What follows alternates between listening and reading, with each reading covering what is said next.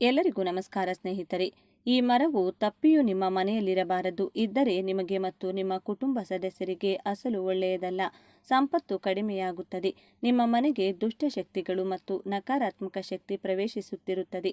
ಸಾವು ಸಂಭವಿಸುವ ಅಪಾಯವೂ ಇದೆ. ಮಾನಸಿಕ ಒತ್ತಡ ಹೆಚ್ಚಾಗುತ್ತದೆ. ಆದ್ದರಿಂದ ಯಾರು ಈ ಗಿಡಗಳನ್ನು ಮನೆಯಲ್ಲಿ ಬೆಳೆಸಬಾರದು. ಒಂದು ವೇಳೆ ತಿಳಿಯದೆ ಬೆಳೆಸುತ್ತಿದ್ದರೆ ತಕ್ಷಣ ಕಿತ್ತು ಬಿಸಾಡಿ ಅಪಾಯದಿಂದ ಹೊರಬನ್ನಿ. ವಾಸ್ತುಶಾಸ್ತ್ರದ ಪ್ರಕಾರ ಕೆಲವು ಗಿಡಗಳು ಮನೆಗೆ ಸಕಾರಾತ್ಮಕ ಶಕ್ತಿಯನ್ನ ತಂದರೆ ಕೆಲವು ಸಸ್ಯಗಳು ಮನೆಗೆ ನಕಾರಾತ್ಮಕ ಶಕ್ತಿಯನ್ನ ತರುತ್ತವೆ. ಕೆಲವು ಸಸ್ಯಗಳು ನಮಗೆ ಒಳ್ಳೆಯದನ್ನ ಮಾಡಿದರೆ ಕೆಲವು ಕೆಟ್ಟದ್ದನ್ನ ಮಾಡುತ್ತವೆ. ಅದಕ್ಕಾಗಿಯೇ ಕೆಲವು ಸಸ್ಯಗಳನ್ನ ಮನೆಯಲ್ಲಿ ಬೆಳೆಸಬಾರದು ಎಂದು ಹಿರಿಯರು ಹೇಳುತ್ತಾರೆ. ನಿಮ್ಮ ಮನೆಯಲ್ಲಿ ಆಕಸ್ಮಿಕವಾಗಿ ಈ 7 ಸಸ್ಯಗಳು ಬೆಳೆದರೆ ತಕ್ಷಣ ಅವುಗಳನ್ನು ಕಿತ್ತು ಹಾಕಿ. ಮನೆಯಲ್ಲಿ ಬೆಳೆಸಬಾರದ ಸಸ್ಯಗಳು ಯಾವುವು ಎಂಬುದನ್ನು ಈಗ ನಾವು ಈ ವಿಡಿಯೋದಲ್ಲಿ ವಿವರವಾಗಿ ತಿಳಿದುಕೊಳ್ಳೋಣ. ಅದಕ್ಕೂ ಮೊದಲು ನಮ್ಮ ವಿಡಿಯೋಗೆ ಒಂದು ಲೈಕ್ ಮಾಡಿ ಮತ್ತು ನಮ್ಮ ಚಾನೆಲ್ನ ಸಹ ಸಬ್ಸ್ಕ್ರೈಬ್ ಮಾಡುವ ಮೂಲಕ ನಮಗೆ ಬೆಂಬಲ ನೀಡಿ. ವಿಷಯಕ್ಕೆ ಬರೋಣ. ಮನೆಯಲ್ಲಿ ಬೆಳೆಸಬಾರದ ಸಸ್ಯಗಳಲ್ಲಿ ಮೊದಲನೆಯದು ಬೋರೆಹಣ್ಣಿನ ಮರ. ಬೋರೆಹಣ್ಣುಗಳು ತಿನ್ನಲು ತುಂಬಾ ರುಚಿಯಾಗಿರುತ್ತವೆ. ಆದರೆ ಆ ಮರಗಳನ್ನು ಮನೆಯಲ್ಲಿ ನೆಡುವುದು ಅಷ್ಟು ಒಳ್ಳೆಯದಲ್ಲ. ಈ ಮರವನ್ನು ಮನೆಯಲ್ಲಿ ನೆಟ್ಟು ಬೆಳೆಸುವುದರಿಂದ ಮನೆಯವರಿಗೆ ತೊಂದರೆಯಾಗುತ್ತದೆ ಎಂದು ಶಾಸ್ತ್ರ ಹೇಳುತ್ತದೆ. ಬೋರೆಹಣ್ಣಿನ ಮರಕ್ಕೆ ಇರುವ ಮುಳ್ಳುಗಳು ಮನೆಗೆ ನಕಾರಾತ್ಮಕ ಶಕ್ತಿಗಳನ್ನು ತರುತ್ತವೆ. ಮನೆಯೊಳಗೆ ಬೋರೆಹಣ್ಣಿನ ಮರವನ್ನು ನೆಡುವುದರಿಂದ ಮನೆಯವರ ನಡುವೆ ಜಗಳಗಳು, ಕಲಹಗಳು ಮತ್ತು ಮನಸ್ತಾಪಗಳು ಉಂಟಾಗುತ್ತವೆ.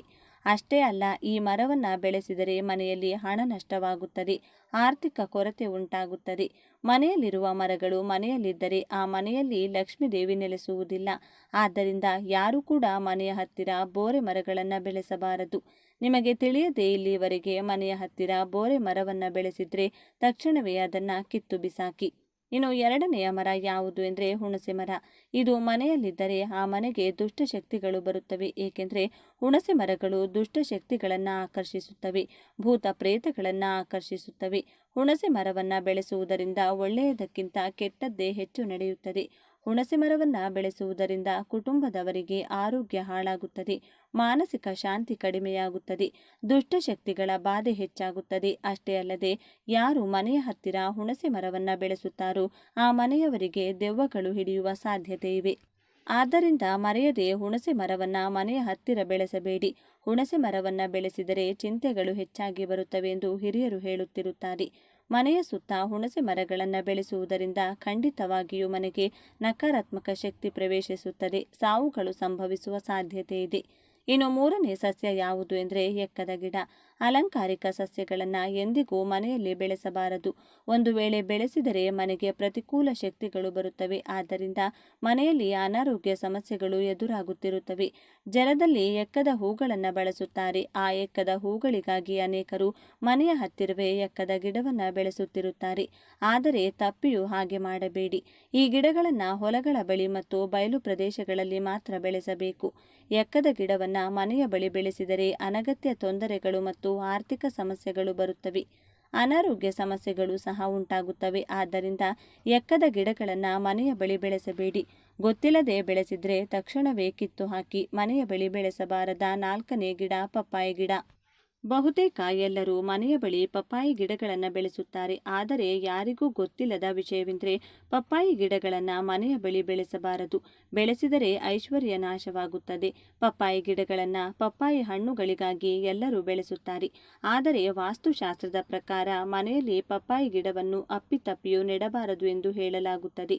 ಆದ್ದರಿಂದ ಯಾರು ಮನೆಯಲ್ಲಿ ಪಪ್ಪಾಯಿ ಗಿಡವನ್ನು ಬೆಳೆಸಬೇಡಿ. ಬೆಳೆಸಿದರೆ ಅದು ನಿಮ್ಮ ಸಂಪತ್ತನ್ನು ಸಂಪೂರ್ಣವಾಗಿ ನಾಶಪಡಿಸುತ್ತದೆ. ಎಲ್ಲೂ ಇಲ್ಲದ ಕಷ್ಟಗಳೆಲ್ಲವೂ ನಿಮಗೆ ಬರುತ್ತವೆ. ಒಂದು ವೇಳೆ ಗೊತ್ತಿಲ್ಲದೆ ಪಪ್ಪಾಯಿ ಗಿಡವನ್ನು ಬೆಳೆಸಿದ್ರೆ ತಕ್ಷಣ ಕಿತ್ತು ಹಾಕಿ.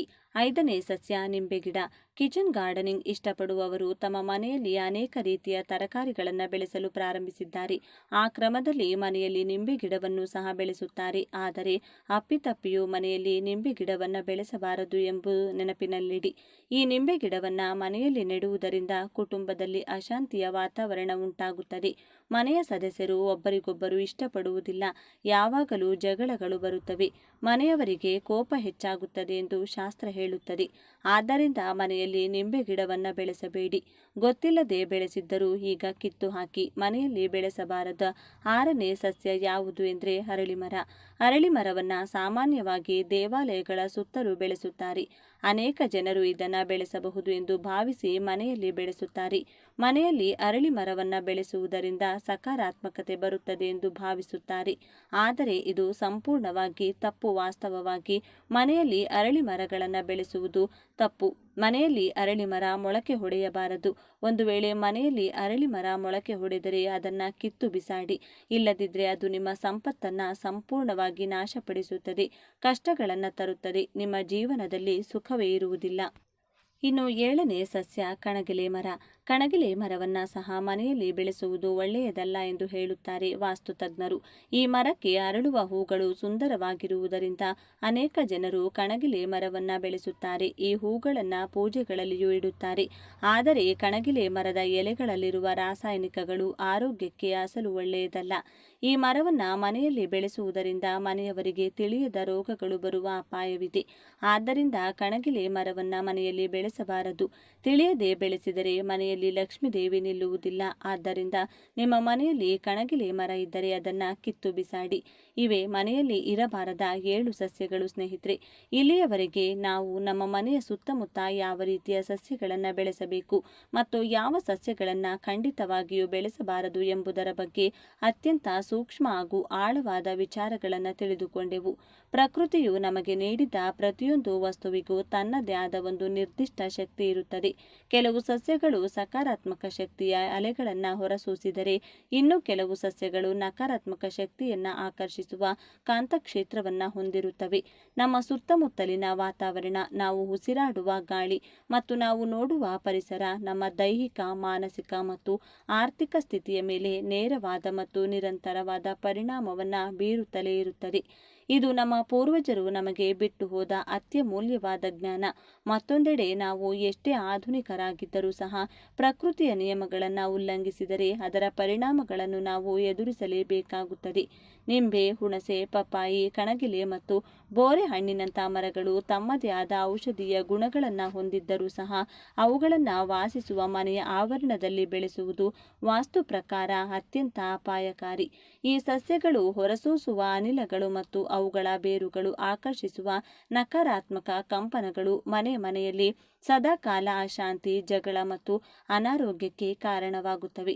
ಮನೆಯಲ್ಲಿ ಸಣ್ಣ ಪುಟ್ಟ ವಿಚಾರಗಳಿಗೂ ಮನಸ್ತಾಪಗಳು ಏರ್ಪಡುವುದು, ಕೈಗೆ ಬಂದ ಅವಕಾಶಗಳು ಕೊನೆಗಳಿಗೆಯಲ್ಲಿ ಕೈತಪ್ಪಿ ಹೋಗುವುದು ಮತ್ತು ಸಾಲದ ಸುಳಿಯಲ್ಲಿ ಸಿಲುಕಿಕೊಳ್ಳುವುದು ಇವೆಲ್ಲವೂ ನಮ್ಮ ಸುತ್ತಮುತ್ತಲಿನ ನಕಾರಾತ್ಮಕ ಶಕ್ತಿಯ ಪ್ರಭಾವದಿಂದಲೇ ಆಗಿರುತ್ತದೆ. ಈ ಪ್ರಪಂಚದಲ್ಲಿ ಬುದ್ಧಿವಂತ ಮನುಷ್ಯ ಎಂದರೆ ತನಗೆ ಹಾನಿ ಮಾಡುವ ವಸ್ತುಗಳನ್ನು ದೂರವಿಟ್ಟು ತನ್ನ ಏಳಿಗೆಗೆ ಸಹಾಯ ಮಾಡುವ ವಸ್ತುಗಳನ್ನು ತನ್ನ ಹತ್ತಿರ ಇಟ್ಟುಕೊಳ್ಳುವವನು. ಆದ್ದರಿಂದ ನಿಮ್ಮ ಮನೆಯಲ್ಲಿ ನಿಮಗೆ ಅರಿವಿಲ್ಲದೆಯೂ ಇಂಥ ಸಸ್ಯಗಳು ಬೆಳೆಯುತ್ತಿದ್ದರೆ ಯಾವುದೇ ನಿರ್ದಾಕ್ಷಿಣ್ಯವಿಲ್ಲದೆ ತಕ್ಷಣವೇ ಅವುಗಳನ್ನು ಬೇರು ಸಹಿತ ಕಿತ್ತು ಹಾಕಿ. ಇದು ನಿಮ್ಮ ಮತ್ತು ನಿಮ್ಮ ಕುಟುಂಬದ ಭವಿಷ್ಯದ ಹಿತದೃಷ್ಟಿಯಿಂದ ತೆಗೆದುಕೊಳ್ಳಬೇಕಾದ ಅತ್ಯಂತ ಕಠಿಣವಾದ ಆದರೆ ಅವಶ್ಯಕವಾದ ನಿರ್ಧಾರವಾಗಿದೆ. ಅಂತಿಮವಾಗಿ ನಿಮ್ಮ ಮನೆಯೆಂದರೆ ಕೇವಲ ಇಟ್ಟಿಗೆ ಮತ್ತು ಸಿಮೆಂಟ್ನಿಂದ ಕಟ್ಟಿದ ಗೋಡೆಗಳಲ್ಲ, ಅದು ನಿಮ್ಮ ಕನಸುಗಳ ಅರಮನೆ, ನಿಮ್ಮ ಕುಟುಂಬದ ಆಶ್ರಯ ತಾಣ. ಅಲ್ಲಿನ ಪ್ರತಿಯೊಂದು ಕಣವು ಶಾಂತಿ ಮತ್ತು ಸಮೃದ್ಧಿಯಿಂದ ಕೂಡಿರಬೇಕು. ನಿಮ್ಮ ಮನೆಯ ಮುಂದಿರುವ ಜಾಗ ಎಷ್ಟೇ ಚಿಕ್ಕದಾಗಿರಲಿ, ಅಲ್ಲಿ ಒಂದು ಸುಂದರವಾದ ಕರಿಬೇವಿನ ಗಿಡ, ತುಳಸಿ ಅಥವಾ ಆಲೋವೆರಾದಂಥ ಸಕಾರಾತ್ಮಕ ಶಕ್ತಿಯನ್ನು ನೀಡುವ ಗಿಡಗಳನ್ನು ಬೆಳೆಸಿ. ಅವುಗಳಿಗೆ ಪ್ರತಿದಿನ ಪ್ರೀತಿಯಿಂದ ನೀರುಣಿಸಿ. ಆ ಗಿಡಗಳು ಹಸಿರಾಗಿ ಇರುವಂತೆ ನೋಡಿಕೊಳ್ಳಿ. ನಿಮ್ಮ ಜೀವನದಲ್ಲಿಯೂ ಕಷ್ಟಗಳು ದೂರವಾಗಿ ಸುಖ, ಶಾಂತಿ ಮತ್ತು ಸಂಪತ್ತು ಚಿಗುರೊಡೆಯುತ್ತದೆ. ಈ ಪ್ರಕೃತಿಯ ನಿಯಮಗಳನ್ನು ಅರ್ಥ ಮಾಡಿಕೊಂಡು ಯಾರು ಪರಿಸ್ಥಿತಿಗೆ ತಕ್ಕಂತೆ ತಮ್ಮನ್ನು ತಾವು ಬದಲಾಯಿಸಿಕೊಂಡು ಜಾಣ್ಮೆಯಿಂದ ಹೆಜ್ಜೆ ಇಡುತ್ತಾರೋ ಅವರೇ ಈ ಜಗತ್ತನ್ನು ಆಳುತ್ತಾರೆ. ಈ ವಿಡಿಯೋದಲ್ಲಿ ತಿಳಿಸಿದ ಪ್ರತಿಯೊಂದು ವಿಚಾರವನ್ನು ನಿಮ್ಮ ದೈನಂದಿನ ಜೀವನದಲ್ಲಿ ಅಳವಡಿಸಿಕೊಳ್ಳಿ. ಈ ಮಾಹಿತಿ ನಿಮಗೆ ಉಪಯುಕ್ತವಾಗಿದ್ದರೆ ದಯವಿಟ್ಟು ವಿಡಿಯೋವನ್ನು ನಿಮ್ಮ ಸ್ನೇಹಿತರಿಗೂ ಮತ್ತು ಕುಟುಂಬದವರೊಂದಿಗೆ ಹಂಚಿಕೊಳ್ಳಿ. ಈ ಮೂಲಕ ಅವರಿಗೂ ಒಂದು ಉತ್ತಮ ಜೀವನವನ್ನು ರೂಪಿಸಿಕೊಳ್ಳಲು ಸಹಾಯ ಮಾಡಿ. ನಮ್ಮ ಈ ಚಾನೆಲ್ನ ಸಬ್ಸ್ಕ್ರೈಬ್ ಮಾಡುವ ಮೂಲಕ ನಮಗೆ ಮತ್ತಷ್ಟು ಪ್ರೋತ್ಸಾಹ ನೀಡಿ. ಇಂತಹ ಮತ್ತಷ್ಟು ಅದ್ಭುತವಾದ ಮತ್ತು ನಿಗೂಢವಾದ ವಿಷಯಗಳೊಂದಿಗೆ ಮುಂದಿನ ವಿಡಿಯೋದಲ್ಲಿ ಮತ್ತೆ ಭೇಟಿಯಾಗೋಣ. ಅಲ್ಲಿಯವರೆಗೆ ನಿಮ್ಮ ಆರೋಗ್ಯ ಮತ್ತು ನಿಮ್ಮ ಮನೆಯ ವಾಸ್ತುವಿನ ಬಗ್ಗೆ ಜಾಗರೂಕರಾಗಿರಿ. ಕರಿಬೇವಿನ ಮರ ಮನೆಯಲ್ಲಿದ್ದರೆ ಆ ಮನೆಯಲ್ಲಿ ನಡೆಯುವುದು ಇದೆ. ಇದು ಅನೇಕರಿಗೆ ತಿಳಿದಿಲ್ಲದ ಕಾರಣ ಅನೇಕ ತಪ್ಪುಗಳನ್ನು ಮಾಡ್ತಿದ್ದಾರೆ. ಅನೇಕ ಮನೆಗಳಲ್ಲಿ ಕರಿಬೇವಿನ ಮರ ಇರುತ್ತದೆ, ಆದರೆ ನಿಜವಾಗಿಯೂ ಮನೆಯ ಬಳಿ ಕರಿಬೇವಿನ ಮರವನ್ನು ಬೆಳೆಸಬಹುದೇ ಅಥವಾ ಬೆಳೆಸಬಾರದೆ? ಬೆಳೆಸಿದರೆ ಏನಾಗುತ್ತದೆ ಎಂಬ ಸಂದೇಹ ಅನೇಕರಿಗೆ ಇರುತ್ತದೆ. ನಮ್ಮ ದೈನಂದಿನ ಜೀವನದಲ್ಲಿ, ವಿಶೇಷವಾಗಿ ಭಾರತೀಯ ಅಡುಗೆಗಳಲ್ಲಿ ಕರಿಬೇವಿನ ಎಲೆಗಳಿಗೆ ಅವಿಭಾಜ್ಯ ಸಂಬಂಧವಿದೆ. ಆದರೆ ವಾಸ್ತು ಪ್ರಕಾರ ಕೆಲವು ಸಸ್ಯಗಳನ್ನು ಮನೆಯಲ್ಲಿ ಬೆಳೆಸಬಾರದು ಎಂಬ ಸಂಪ್ರದಾಯವಿರುವುದರಿಂದ ಅನೇಕರು ಇದರ ಬಗ್ಗೆ ಸಂದೇಹ ವ್ಯಕ್ತಪಡಿಸುತ್ತಾರೆ. ಹಾಗಾದರೆ ಕರಿಬೇವಿನ ಮರವನ್ನು ಮನೆಯ ಬಳಿ ಬೆಳೆಸಬಹುದೇ ಅಥವಾ ಬೆಳೆಸಬಾರದೆ? ಬೆಳೆಸಿದರೆ ಆ ಮನೆಯಲ್ಲಿ ಏನಾಗುತ್ತದೆ ಎಂಬುದನ್ನು ಈಗ ನಾವು ಈ ವಿಡಿಯೋದಲ್ಲಿ ವಿವರವಾಗಿ ತಿಳಿದುಕೊಳ್ಳೋಣ. ಮೊದಲು ಕಮೆಂಟ್ ಬಾಕ್ಸ್ನಲ್ಲಿ ಓಂ ಶ್ರೀ ಔಷಧ ಚಕ್ರ ನಾರಾಯಣಾಯ ನಮಃ ಎಂದು ಕಮೆಂಟ್ ಮಾಡಿ. ಏಕೆಂದರೆ ಈ ಭೂಮಿಯ ಮೇಲಿರುವ ಎಲ್ಲ ಔಷಧೀಯ ಸಸ್ಯಗಳಿಗೆ ಆ ನಾರಾಯಣನೇ ಅಧಿಪತಿ. ಆದ್ದರಿಂದ ಶ್ರೀ ಔಷಧ ಚಕ್ರ ನಾರಾಯಣಾಯ ನಮಃ ಎಂದು ಕಮೆಂಟ್ ಮಾಡಿ. ಹಾಗೆ ಈ ವಿಡಿಯೋಗೆ ಒಂದು ಲೈಕ್ ಕೊಟ್ಟು ನಮ್ಮ ಚಾನೆಲ್ನ ಸಬ್ಸ್ಕ್ರೈಬ್ ಮಾಡಿಕೊಂಡು ನಮಗೆ ಬೆಂಬಲ ನೀಡಿ. ಈ ವಿಶಾಲ ಜಗತ್ತಿನಲ್ಲಿ ನಮ್ಮ ಕಣ್ಣಿಗೆ ಕಾಣದ ಶಕ್ತಿಗಳು ಮತ್ತು ಪ್ರಕೃತಿಯ ರಹಸ್ಯಗಳು ಅನೇಕ ಅಡಗಿವೆ. ನಿಮ್ಮ ಮನೆಯ ಆವರಣದಲ್ಲಿರುವ ಕೆಲವು ಸಸ್ಯಗಳ ಹಿಂದಿರುವ ಆಧ್ಯಾತ್ಮಿಕ ಮತ್ತು ಆರೋಗ್ಯ ಶಕ್ತಿಯ ಬಗ್ಗೆ ತಿಳಿದರೆ ನೀವು ನಿಜವಾಗಿಯೂ ಆಶ್ಚರ್ಯಚಕಿತರಾಗುವಿರಿ. ಅನೇಕ ಜನರು ತಮ್ಮ ಜೀವನದಲ್ಲಿ ಕಷ್ಟಪಟ್ಟು ಗಳಿಸಿದ ಆಸ್ತಿಯನ್ನು ಇದ್ದಕ್ಕಿದ್ದಂತೆ ಕಳೆದುಕೊಳ್ಳುತ್ತಾರೆ. ಬಹಳ ಶ್ರೀಮಂತ ಕುಟುಂಬಗಳು ಸಹ ಸಾಲದ ಸುಳಿಯಲ್ಲಿ ಸಿಲುಕಿ ದಿಕ್ಕು ತೋಚದ ಸ್ಥಿತಿಯಲ್ಲಿರುವುದನ್ನು ನಾವು ನೋಡುತ್ತೇವೆ. ಇದು ಏಕೆ ಹೀಗಾಗುತ್ತದೆ ಎಂದು ನೀವು ಎಂದಾದರೂ ಆಳವಾಗಿ ಯೋಚಿಸಿದ್ದೀರಾ? ನಮ್ಮ ಹಿರಿಯರು ಪ್ರತಿ ಮನೆಯ ಮುಂದೆ ಅಥವಾ ಹಿತ್ತಲಿನಲ್ಲಿ ಕರಿಬೇವಿನ ಗಿಡ ಇರಬೇಕು ಎಂದು ಏಕೆ ಅಷ್ಟು ಒತ್ತಾಯಿಸುತ್ತಿದ್ದರು ಎಂದು ನಿಮಗೆ ತಿಳಿದಿದೆ. ಏಕೆಂದರೆ ಕರಿಬೇವಿನ ಗಿಡ ಮನೆಯಲ್ಲಿದ್ದರೆ ಆಸ್ತಿಗಳು ಇದ್ದಕ್ಕಿದ್ದಂತೆ ಕರಗಿ ಹೋಗುವುದಿಲ್ಲ. ಈ ವಿಷಯ ಅನೇಕರಿಗೆ ತಿಳಿದಿಲ್ಲ. ಕರಿಬೇವು ಕೇವಲ ಅಡುಗೆಯಲ್ಲಿ ರುಚಿಗಾಗಿ ಬಳಸುವ ಎಲೆ ಮಾತ್ರವಲ್ಲ, ಅದು ಅದ್ಭುತವಾದ ಐಶ್ವರ್ಯ. ಇದು ನಿಮ್ಮ ಮನೆಯಲ್ಲಿದ್ದರೆ ನಿಂತು ಹೋದ ಹಣದ ಹರಿವು ಮತ್ತೆ ವೇಗವನ್ನು ಪಡೆಯುತ್ತದೆ ಎಂದು ಪರಿಹಾರ ಶಾಸ್ತ್ರ ಹೇಳುತ್ತದೆ. ಯಾರು ಒಂದು ಕಾಲದಲ್ಲಿ ಅದ್ಭುತವಾಗಿ ಸಂಪಾದಿಸಿ ಈಗ ₹1ಗಾಗಿ ಕಷ್ಟಪಡುತ್ತಿದ್ದಾರೋ, ಯಾರಿಗೆ ಕೈಗೆ ಬಂದ ಉದ್ಯೋಗ ಕೈತಪ್ಪಿ ಹೋಗಿದೆಯೋ, ಯಾರಿಗೆ ವ್ಯಾಪಾರದಲ್ಲಿ ಅನಿರೀಕ್ಷಿತ ನಷ್ಟಗಳು ಬರುತ್ತಿವೆಯೋ, ಅವರೆಲ್ಲರಿಗೂ ಕರಿಬೇವಿನ ಗಿಡ ಒಂದು ಆಶಾದೀಪ. ನಿಮ್ಮ ಮನೆಯ ಆವರಣದಲ್ಲಿ ಒಂದು ಕರಿಬೇವಿನ ಗಿಡವನ್ನು ನೆಟ್ಟು ನೋಡಿ. ಆ ಗಿಡ ಬೆಳೆದು ದೊಡ್ಡದಾದಂತೆ ನಿಮ್ಮ ಮನೆಗೆ ಹಣದ ಹರಿವು ಕೂಡ ಹಂತ ಹಂತವಾಗಿ ಹೆಚ್ಚಾಗುತ್ತದೆ. ನಮ್ಮ ಪೂರ್ವಿಕರ ಕಾಲದಲ್ಲಿ ಪ್ರತಿ ಮನೆಯಲ್ಲಿ ಹಾಲು ಮತ್ತು ಬೆಳೆಗಳು ಸಮೃದ್ಧವಾಗಿರಲು ಮುಖ್ಯ ಕಾರಣವೆಂದರೆ ಅವರು ಪ್ರಕೃತಿಯೊಂದಿಗೆ ಬೆರೆತು ಇಂತಹ ಅದೃಷ್ಟವನ್ನು ನೀಡುವ ಸಸ್ಯಗಳನ್ನು ಬೆಳೆಸುತ್ತಿದ್ದರು. ಕರಿಬೇವಿನ ಗಿಡವನ್ನು ಮನೆಗೆ ಅದೃಷ್ಟ ದೇವತೆ ಎಂದು ಪರಿಗಣಿಸಲಾಗುತ್ತದೆ. ಇದು ನಿಮ್ಮ ಮನೆಯ ಸುತ್ತಲಿನ ನಕಾರಾತ್ಮಕ ಶಕ್ತಿಯನ್ನು ಹೀರಿಕೊಂಡು ಮನೆಯಲ್ಲಿ ಸಕಾರಾತ್ಮಕ ವಾತಾವರಣವನ್ನು ಸೃಷ್ಟಿಸುತ್ತದೆ. ನಿಮ್ಮ ಮನೆಯಲ್ಲಿ ಆರ್ಥಿಕ ಸಮಸ್ಯೆಗಳು ತಾಂಡವವಾಡುತ್ತಿದ್ರೆ, ಸಾಲದ ಬಾಧೆಗಳು ನಿಮ್ಮನ್ನ ಕಾಡುತ್ತಿದ್ರೆ ತಕ್ಷಣ ಒಂದು ಕರಿಬೇವಿನ ಗಿಡವನ್ನು ತಂದು ಶುಭ್ರವಾದ ಸ್ಥಳದಲ್ಲಿ ನೆಡಿ. ಪ್ರತಿದಿನ ಭಕ್ತಿಯಿಂದ ನೀರು ಹಾಕಿ ಅದು ಆರೋಗ್ಯವಾಗಿ ಬೆಳೆಯುವಂತೆ ನೋಡಿಕೊಳ್ಳಿ. ಆ ಮರ ಎಷ್ಟು ಹಸಿರಾಗಿ ಸಮೃದ್ಧವಾಗಿ ಬೆಳೆಯುತ್ತದೆಯೋ ನಿಮ್ಮ ಸಂಪಾದನೆಯು ಅಷ್ಟೇ ವೇಗವಾಗಿ ಮತ್ತೆ ಹೆಚ್ಚಾಗುತ್ತದೆ. ಇದು ನಮ್ಮ ಪೂರ್ವಜರು ಅನುಭವದಿಂದ ತಿಳಿದುಕೊಂಡ ಸತ್ಯ. ಆದರೆ ಕೇವಲ ಆಧ್ಯಾತ್ಮಿಕವಾಗಿ ಮಾತ್ರವಲ್ಲದೆ ಆರೋಗ್ಯದ ದೃಷ್ಟಿಯಿಂದಲೂ ಕರಿಬೇವಿನ ಎಲೆಗಳು ಮಾಡುವ ಪ್ರಯೋಜನಗಳನ್ನು ತಿಳಿದರೆ ನೀವು ಖಂಡಿತವಾಗಿಯೂ ಆಶ್ಚರ್ಯಪಡುತ್ತೀರಿ. ಏಕೆಂದರೆ ನಾವು ಪ್ರತಿದಿನದ ಆಹಾರದಲ್ಲಿ ಇದನ್ನು ತೆಗೆದುಹಾಕಿ ಎಷ್ಟು ದೊಡ್ಡ ತಪ್ಪು ಮಾಡ್ತಿದ್ದೇವೆ ಎಂದು ಆಗ ಅರ್ಥವಾಗುತ್ತದೆ. ಪ್ರಸ್ತುತ ಕಾಲದಲ್ಲಿ ವಾಯು ಮಾಲಿನ್ಯ ಮತ್ತು ಹೊಸ ಹೊಸ ವೈರಸ್ಗಳು ಜಗತ್ತನ್ನು ಹೇಗೆ ನಡುಗಿಸುತ್ತೆ ಎಂದು ನಮಗೆಲ್ಲರಿಗೂ ತಿಳಿದಿದೆ. ಗಾಳಿಯ ಮೂಲಕ ಹರಡುವ ರೋಗಗಳು ನಮ್ಮ ಪ್ರಾಣಕ್ಕೆ ಅಪಾಯ ತರುತ್ತಿವೆ.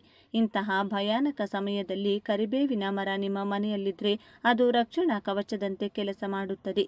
ಕರಿಬೇವಿನ ಮರದಿಂದ ಬೀಸುವ ಗಾಳಿಯಲ್ಲಿರುವ ಅಣುಗಳು ವಾತಾವರಣದಲ್ಲಿರುವ ವಿಷಕಾರಿ ಅನಿಲಗಳನ್ನು ಶುದ್ಧೀಕರಿಸುವ ಅದ್ಭುತ ಶಕ್ತಿಯನ್ನು ಹೊಂದಿರುತ್ತವೆ. ಇದು ಗಾಳಿಯಲ್ಲಿರುವ ಹಾನಿಕಾರಕ ವೈರಸ್ಗಳು ಮತ್ತು ಬ್ಯಾಕ್ಟೀರಿಯಾಗಳನ್ನು ನಾಶಪಡಿಸಿ ನಿಮಗೆ ಶುದ್ಧ ಪ್ರಾಣವಾಯುವನ್ನು ಒದಗಿಸುತ್ತದೆ. ಮುಖ್ಯವಾಗಿ ನಿಮ್ಮ ಮನೆಯಲ್ಲಿ ಚಿಕ್ಕ ಮಕ್ಕಳು ಮತ್ತು ವೃದ್ಧರು ಇದ್ದರೆ ಈ ಮರ ನಿಮ್ಮ ಮನೆಯಲ್ಲಿರುವುದು ಕಡ್ಡಾಯ. ಏಕೆಂದರೆ ಅವರಲ್ಲಿ ರೋಗ ನಿರೋಧಕ ಶಕ್ತಿ ಕಡಿಮೆ ಇರುತ್ತದೆ. ಆದ್ದರಿಂದ ಹೊರಗಿನಿಂದ ಬರುವ ಸೋಂಕುಗಳು ಅವರನ್ನು ಬೇಗನೆ ಆಕ್ರಮಿಸುತ್ತದೆ. ಕರಿಬೇವಿನ ಮರ ಆ ವೈರಲ್ ವೈರಲ್ ಸೋಂಕುಗಳು ನಿಮ್ಮ ಮನೆಯ ಹತ್ತಿರಕ್ಕೂ ಬರದಂತೆ ತಡೆಯುತ್ತದೆ. ಅದಕ್ಕಾಗಿಯೇ ಪೂರ್ವ ಕಾಲದಲ್ಲಿ ಹಳ್ಳಿಗಳಲ್ಲಿ ಜ್ವರಗಳು ಹರಡಿದಾಗ ಕರಿಬೇವಿನ ತೋರಣಗಳನ್ನು ಕಟ್ಟುತ್ತಿದ್ದರು. ಗಾಳಿಯನ್ನ ಶುದ್ಧೀಕರಿಸುವ ಗುಣ ಕರಿಬೇವಿನ ಎಲೆಗಳಿಗೆ ಇರುವಷ್ಟು ಬೇರೆ ಯಾವುದೇ ಸಸ್ಯಕ್ಕೆ ಇಲ್ಲ ಎಂಬುದು ವೈಜ್ಞಾನಿಕವಾಗಿ ಸಾಬೀತಾದ ಸತ್ಯ. ನಮ್ಮ ಮಹರ್ಷಿಗಳು ಬಹಳಷ್ಟು ಸಂಶೋಧನೆ ಮಾಡಿ ವಾತಾವರಣ ಮಾಲಿನ್ಯ ಹೆಚ್ಚಿರುವ ಕಡೆ ಈ ಮರಗಳನ್ನು ನೆಡಲು ಹೇಳಿದರು. ಕೇವಲ ಕರಿಬೇವಿನ ಎಲೆಗಳು ಮಾತ್ರವಲ್ಲದೆ ನಿಮ್ಮ ಮನೆಯಲ್ಲಿ ತುಳಸಿ ಮತ್ತು ಆಲೋವೆರಾ ಸಸ್ಯಗಳು ಇದ್ರೆ ನಿಮ್ಮ ಮನೆ ಒಂದು ಸಣ್ಣ ಆಯುರ್ವೇದದ ಆಸ್ಪತ್ರೆಯಾಗಿ ಬದಲಾಗುತ್ತದೆ.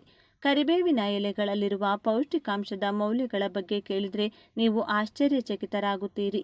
ಇದರಲ್ಲಿ ಕ್ಯಾಲ್ಸಿಯಂ, ಕಬ್ಬಿಣ, ಚೋಲಿಕ್ ಮತ್ತು ಆಮ್ಲ ಮತ್ತು ವಿಟಮಿನ್ ಎ, ಬಿ, ಸಿ, ನಿಯಾಸಿನ್ನಂತಹ ಅಪಾರ ಪ್ರಮಾಣದ ಪೋಷಕಾಂಶಗಳಿವೆ. ನಾವು ಸಾವಿರಾರು ರೂಪಾಯಿಗಳನ್ನು ಖರ್ಚು ಮಾಡಿ ಖರೀದಿಸುವ ಮಲ್ಟಿವಿಟಮಿನ್ ಮಾತ್ರೆಗಳಿಗಿಂತ ಈ ಒಂದೇ ಎಲೆಯಲ್ಲಿ ಹೆಚ್ಚು ಶಕ್ತಿ ಇದೆ. ಆದರೆ ನಾವು ಇದನ್ನು ಅಡುಗೆಯಲ್ಲಿ ನೋಡಿದ ತಕ್ಷಣ ತೆಗೆದು ಪಕ್ಕಕ್ಕಿಡುತ್ತೇವೆ.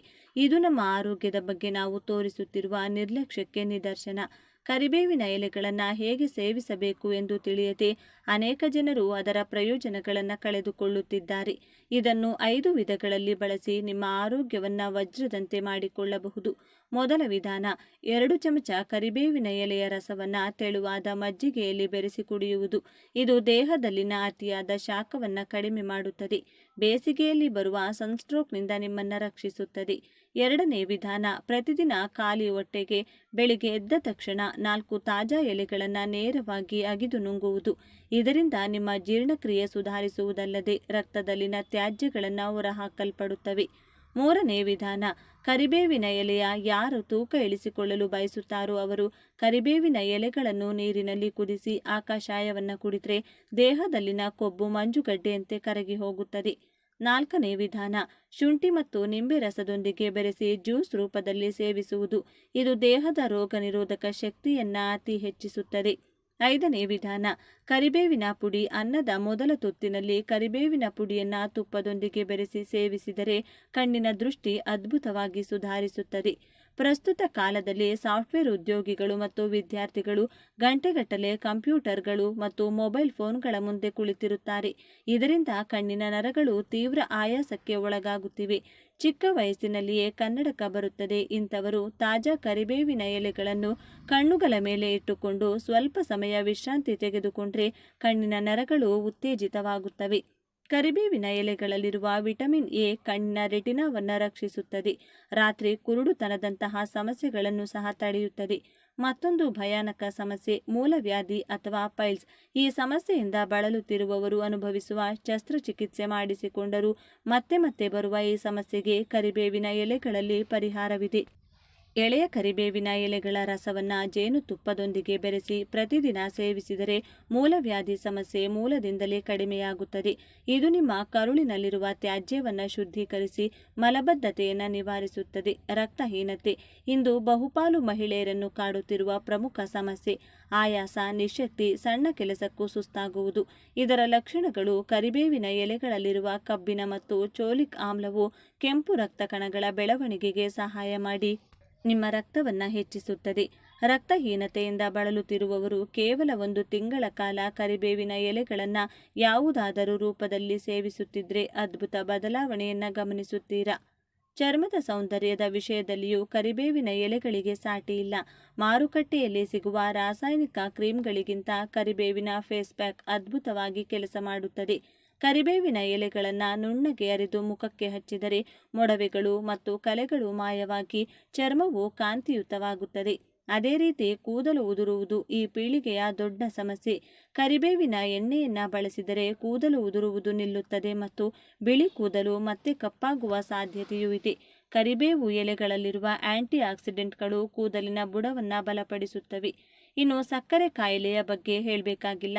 ಭಾರತವು ವಿಶ್ವದ ಸಕ್ಕರೆ ರಾಜಧಾನಿಯಾಗುತ್ತಿದೆ. ಈ ರೋಗ ಒಮ್ಮೆ ಬಂದರೆ ಜೀವನ ಪರ್ಯಂತ ಔಷಧಿಗಳನ್ನು ತೆಗೆದುಕೊಳ್ಳಬೇಕು ಎಂದು ಅನೇಕರು ಭಯಪಡುತ್ತಾರೆ.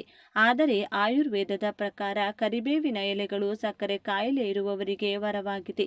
ಪ್ರತಿದಿನ ಬೆಳಗ್ಗೆ ಖಾಲಿ ಹೊಟ್ಟೆಯಲ್ಲಿ ಕರಿಬೇವಿನ ಎಲೆಗಳನ್ನು ಅಗೆಯುವುದರಿಂದ ರಕ್ತದಲ್ಲಿನ ಸಕ್ಕರೆ ಮಟ್ಟವು ಅದ್ಭುತವಾಗಿ ನಿಯಂತ್ರಣದಲ್ಲಿರುತ್ತದೆ. ಇದು ನಿಮ್ಮ ಮೇದೋಜೀರಕ ಗ್ರಂಥಿಯನ್ನು ಉತ್ತೇಜಿಸುತ್ತದೆ ಮತ್ತು ನೈಸರ್ಗಿಕವಾಗಿ ಇನ್ಸುಲಿನ್ ಉತ್ಪಾದನೆಯಾಗುವಂತೆ ಮಾಡುತ್ತದೆ. ನೀವು ಎಷ್ಟೇ ಸಂಪಾದಿಸಿದರೂ ಮನೆಯಲ್ಲಿ ಶಾಂತಿ ಇಲ್ಲದಿದ್ದರೆ ಆ ಸಂಪಾದನೆ ವ್ಯರ್ಥ. ಕರಿಬೇವಿನ ಎಲೆಗಳು ನಿಮ್ಮ ಮೆದುಳನ್ನು ಶಾಂತವಾಗಿಡಲು ಸಹ ಸಹಾಯ ಮಾಡುತ್ತದೆ.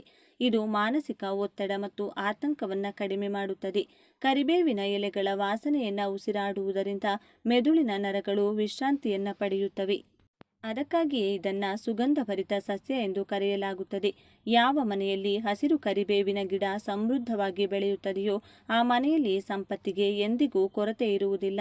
ಮಹಾಲಕ್ಷ್ಮೀ ದೇವಿಗೆ ಈ ಸಸ್ಯವು ಅತ್ಯಂತ ಪ್ರಿಯವಾದ್ದರಿಂದ ಇದನ್ನು ಭಕ್ತಿಯಿಂದ ಬೆಳೆಸುವವರ ಮನೆಯಲ್ಲಿ ಲಕ್ಷ್ಮೀ ದೇವಿಯು ನೆಲೆಸಿ ಧನಧಾನ್ಯಗಳು ವೃದ್ಧಿಯಾಗುತ್ತವೆ. ಕೇವಲ ಸಂಪತ್ತು ಮಾತ್ರವಲ್ಲದೆ ಇದು ರಕ್ಷಣಾ ಕವಚದಂತೆ ಕಾರ್ಯನಿರ್ವಹಿಸುತ್ತದೆ. ನಮ್ಮ ಮನೆಯ ಮೇಲೆ ಬರುವ ಯಾವುದೇ ದುಷ್ಟಶಕ್ತಿಗಳು, ಧೂಳು ಅಥವಾ ಹೊರಗಿನಿಂದ ಬರುವ ನಕಾರಾತ್ಮಕ ಶಕ್ತಿಗಳು ಮನೆಗೆ ಪ್ರವೇಶಿಸದಂತೆ ಈ ಸಸ್ಯವು ತಡೆಯುತ್ತದೆ. ಮನೆಯ ಆವರಣದಲ್ಲಿ ಕರಿಬೇವಿನ ಗಿಡ ಇರುವುದರಿಂದ ಆ ಸ್ಥಳವೆಲ್ಲ ಪವಿತ್ರವಾಗುತ್ತದೆ. ವಾಸ್ತು ಪ್ರಕಾರವು ಕರಿಬೇವಿನ ಗಿಡಕ್ಕೆ ಬಹಳ ಮಹತ್ವವಿದೆ.